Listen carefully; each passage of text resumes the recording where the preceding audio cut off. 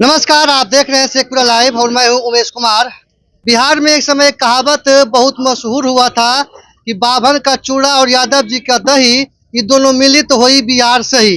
ये नारा भूमिहार ब्राह्मण एकता मंच के जो राष्ट्रीय अध्यक्ष हैं आशुतोष जी, उनके साथ उन्हीं के मंच पर बिहार के उप मुख्यमंत्री और तेजस्वी यादव जी ने भी दोहराया था। तो अब बदलते परिवेश में एक बार फिर से इनके फ्रंट का जो है रुख क्या रहेगा, उन सब बातों पर चर्चा करने के लिए आज ये हमारे साथ जुड़ेंगे। संजोग से ये बरबीघा पहुंचे हैं, पीड़ित परिवार से मिलने के लिए पहुंचे थे। तो अब बताइए कि आपकी जो पार्टी है राजप्पा, जिसके आप संरक्षक भी हैं, किस दिशा में जाएगी? सबसे पहले तो शेखपुरा लाइव के आपके तमाम दर्शकों को मेरे तरफ से बहुत बहुत शुभकामना है और आपको ऐसे ही लोग सहयोग करते रहें ताकि आप निष्पक्ष पत्रकारिता करते रहें और आम जनमानस की आवाज बनते रहें। बात रही, आपने जिक्र किया चूड़ा दही का, आपने जिक्र किया तेजस्वी यादव का, आपने जिक्र किया वापस नीतीश कुमार और तेजस्वी का महागठबंधन का, और आपने जिक्र किया कि कैसे फिर गठबंधन टूटा। तो देखिए, नारा तो बहुत असरदार निकला। इस नारा का असर बहुत दूर तक दिखाई दिया। ये नारा का तो ऐसा प्रभाव हुआ कि नारा देने के, चूंकि हमने नारा दिया था और तेजस्वी यादव ने उसको दोहराया, तो नारा देने के 20 दिनों के बाद तेजस्वी यादव उप मुख्यमंत्री बन गए थे और नारा देने के 2 साल के बाद 60 साल का राजनीति पलटा और हमारे समाज के भी एक नेता उप मुख्यमंत्री बन गए। कि नारा का कितना बड़ा असर पड़ा, कितना बड़ा असर हुआ। आवाज उठाया था ये दही चूड़ा वाला, तो चर्चा हुई थी कि बिहार की सियासत में एक नई तरह का समीकरण देखने को मिलेगा। आशुतोष जी चुनाव लड़ेंगे, लेकिन हुआ कुछ उलट। वो चाचा के साथ चले गए, फिर आपको वो भूल गए। सुनने में आया है कि जैसे ही गठबंधन टूटा 3-4 दिन पहले फिर से लोग आपको याद करने लगे हैं। अब उनको थोड़ा धैर्य रखना चाहिए था, धैर्य नहीं रखे, उसका उनको नुकसान हुआ है, ये दिख भी रहा होगा उनको। और बाकी हम जहां थे वहीं स्थिर हैं। हमारे लिए प्राथमिकता पहले भी हमारा समाज था, आज भी है और कल भी रहेगा। और हम शुरुआती दिनों से 10 साल पुराना आप मेरा स्टेटमेंट उठाकर देखिए और आज का स्टेटमेंट देखिए।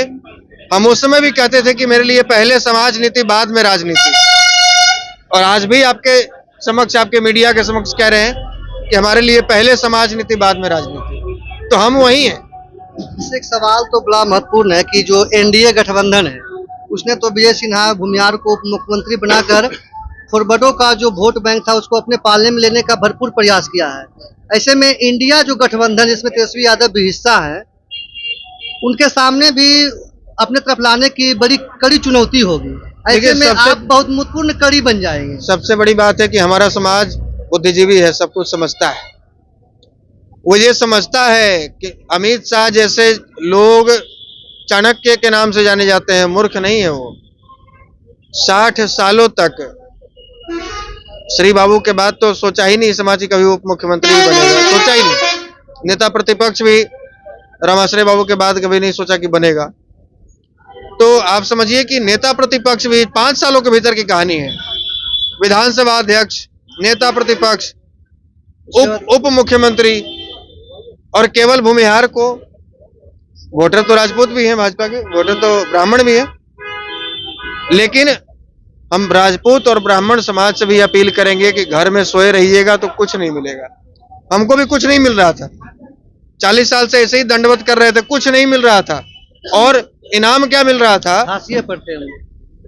इनाम के रूप में मिला जहानाबाद लोकसभा हमसे छीन लिया गया, पाटलिपुत्रा लोकसभा छीन लिया गया, मुजफ्फरपुर लोकसभा छीन लिया गया, वैशाली लोकसभा छीन लिया गया, महाराजगंज लोकसभा छीन लिया गया, मोतिहारी लोकसभा छीन लिया गया। ये इनाम मिला, पार्टी के प्रति समर्पित रहने का इनाम, दंडवत करने का। 70, 80, 90 विधायक से घट के 17 को पर आ गए थे। टिकट कटता था, पता था कि कहां जाएगा, इसकी मजबूरी है, हमारे पास रहेगा, लेकिन सड़क पर संघर्ष किए।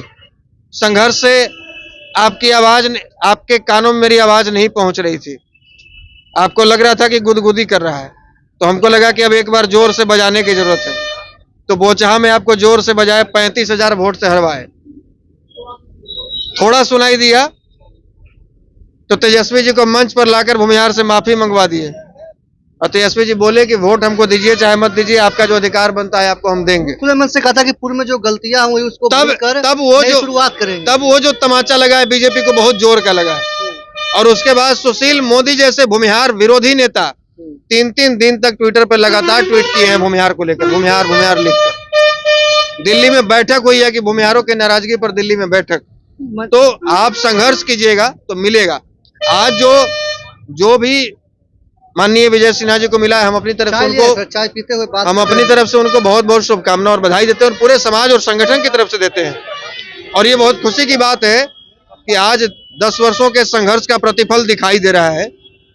और समाज से अपील करेंगे आपके चैनल के माध्यम से कि आपने अभी अपना मात्र 10% का बल लगाया है। तो 10% मात्र 10% आपने असर दिखाया, अपनी शक्ति का एहसास करवाया, तो आपको 10% आरक्षण भी मिला और आपको डिप्टी सीएम और नेता प्रतिपक्ष और विधानसभा चेयरमैन भी बनाया गया। आप जिस दिन 50% एकजुट हो जाइएगा, 50% ताकत दिखाइएगा, मैं दावे के साथ इस बरबीघा श्री बाबू की भूमि से कह के जा रहा हूं, वही श्री बाबू की भूमि जहां मरते दम तक मुख्यमंत्री की कुर्सी पर श्री बाबू रहे और उनको लगता था कि शायद पहला और आखिरी है। जो स्थिति हमारे समाज की थी, उनका जो संदेह था, उनका जो शंका था, वो जायज था। इसी श्री बाबू की भूमि से कह के जा रहा हूं कि थोड़ा और प्रयास कर लीजिए, 10 साल मुख्यमंत्री भी आपका होगा, आपको छोड़ के कोई दूसरा नहीं होगा। अब आपकी पार्टी का निकट भविष्य में जैसे लोकसभा भी है, तो आप किस तरफ मूवमेंट करिएगा? हमने पिछले सवाल में ये जवाब दिया कि हम आज भी अपनी जगह पर हैं। जिसे तेजस्वी जी हाथ बढ़ाए थे 5 गो MLC टिकट देकर। वो मंच पे कहे थे कि यादव के समाज के लोग भूमिहार कैंडिडेट कार्तिक मास्टर साहब को वोट दीजिए, क्लियर खुलेआम। हाथ बढ़ाए थे तो हमने हाथ बढ़ाया, छुड़ा लिए तो हम छुड़ा के 2 कदम और पीछे चले गए। मनीष कश्यप पे कार्रवाई किए तो पूरे बिहार बंद करवाए। बरबीघा का न्यूज आज तक पे फ्लैश कर रहा था, ABP पे फ्लैश कर रहा था।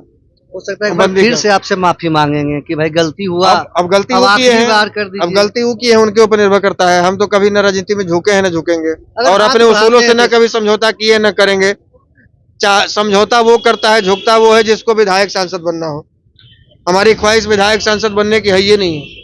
हमारी ख्वाहिश है कि आपको पूछ सकते हैं, हमारी ख्वाहिश है कि डिप्टी सीएम तक अभी ढकेल के पहुंचाए हैं, सीएम कुर्सी वापस अपने कोटे में लेंगे, ये ख्वाहिश है हमारी। अपनी विधायक और सांसद बनने की ख्वाहिश नहीं है। 2% है, कैसे करते हैं ये कामना कि आप हमसे कम आबादी नीतीश कुमार की है, कैसे लगातार बने हुए हैं 20 साल से।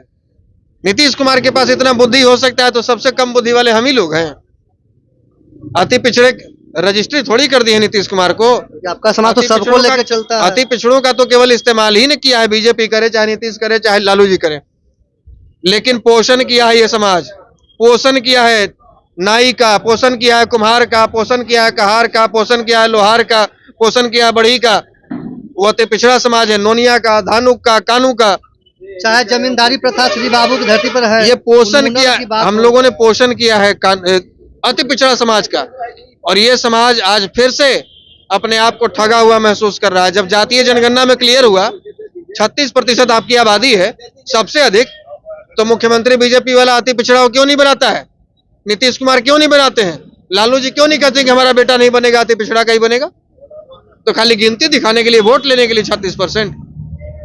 कितना परसेंट बिहार पुलिस में है अति पिछड़ा?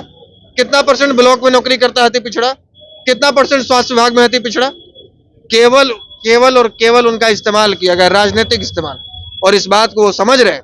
उनको लग रहा है कि हमको एक मजबूत बुद्धि वाला, मजबूत ताकत वाला, मजबूत हर तरीके से मजबूत और सक्षम समाज का नेतृत्व करता हमको चाहिए, जो हमको भी न्याय के साथ मतलब वास्तव में न्याय के साथ विकास करे।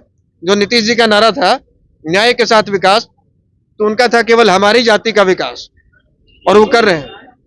सीधा सवाल है, हाँ या ना में बोलिएगा। तेजस्वी जी अगर हाथ बढ़ाते हैं तो उनके साथ जाइएगा या नहीं?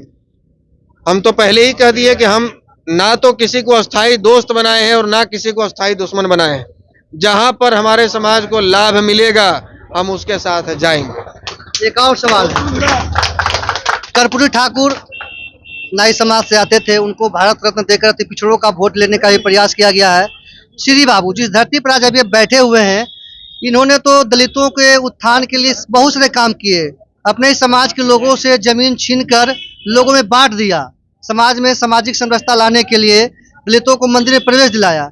तो फिर श्री बाबू को भारत रत्न क्यों नहीं? कल ही हमने ट्विटर पे ट्वीट किया है, कल श्री बाबू का पुण्यतिथि था और कल श्री बाबू के पुण्यतिथि के अवसर पर हमने ट्वीट में इस बात को मेंशन किया है जो आपका सवाल है कि कर्पूरी जी को मिला है, ये अच्छी बात है। कर्पूरी जी उस लायक थे, बहुत गरीब परिवार से उठकर वहां तक पहुंचे हैं, लेकिन श्री बाबू के समर्पण को, त्याग को, कर्तव्य निष्ठता को और उनके विकास को यदि अनदेखी की जा रही है राजनीति के चक्कर में, वोट बैंक के चक्कर में, तो ये राजनीतिक गिद्धों का काम है। जो श्री बाबू सरीखे लोगों के कद को आंक नहीं पा रहा है, तो श्री बाबू किसी भारत रत्न के मोहताज नहीं है। श्री बाबू केवल बिहारियों के नहीं, पूरे देशवासियों के समता मूलक समाज की स्थापना करने वाले के दिल में वो एक रत्न के रूप में थे, हैं और आगे भी रहेंगे। 2 महीने के बाद लोकसभा चुनाव होना है, आप क्या आजमाएंगे हाथ इसमें? देखिए, हम तो वापस संगठन में आए हैं और हाँ ठीक है, पार्टी का हमने स्थापना किया है, संस्थापक के रूप में है और अभी अध्यक्ष जी हमारे साथ में, ये सवाल तो इनसे बनता है। लेकिन यदि पॉलिटिकल पार्टी बनी है और 2020 में हम लोग मजबूती से चुनाव लड़े हैं, तो निश्चित रूप से हम लोग 24 में भी लड़ेंगे, 25 में भी लड़ेंगे, 29 में भी लड़ेंगे और 30 में भी लड़ेंगे। लड़ेंगे जरूर। हाँ, पार्टी बनी है लड़ने के लिए, बिल्कुल लड़ेंगे। नहीं लड़ेंगे तो झंडा ढोने से काम चलेगा, कभी कांग्रेस का, कभी भाजपा का। मुट्ठी भर के लोग, कम बुद्धि वाले लोग, हमसे कम पढ़े लिखे लोग, हमसे कम संसाधन वाले लोग, हमसे कम ताकत वाले लोग पार्टी बना बना कर कभी एनडीए में, कभी यूपीए में 5 सीट, 4 सीट, 3 सीट ले रहे हैं, लोकसभा में 20 सीट, 10 सीट गठबंधन कर रहे हैं, ब्लैकमेल कर रहे हैं पार्टियों को, और हम कभी झंडा ढो रहे हैं भाजपा का, कभी कांग्रेस का। तो अभी झंडा ढोने वाला काम भी हम लोग छोड़ दिए हैं। अब हम लोग अपना डंडा, अपना झंडा। थैंक यू सर हमारे साथ जुड़ने के लिए। धन्यवाद। और ये थे हमारे साथ आशुतोष जी। कई मुद्दों पर उन्होंने बेबाकी से अपनी राय रखी। उन्होंने स्पष्ट कर दिया कि अब किसी के साथ जाने का सवाल तो पैदा नहीं होता है। हमने हाथ जरूर बढ़ाया था, लेकिन वहाँ फिर से जो स्टेज पर बातें दोहराई गई थी तेजस्वी जी के द्वारा कि साथ रहेंगे, लेकिन चाचा का साथ मिलते ही वो अपने बातों से मुकर गए।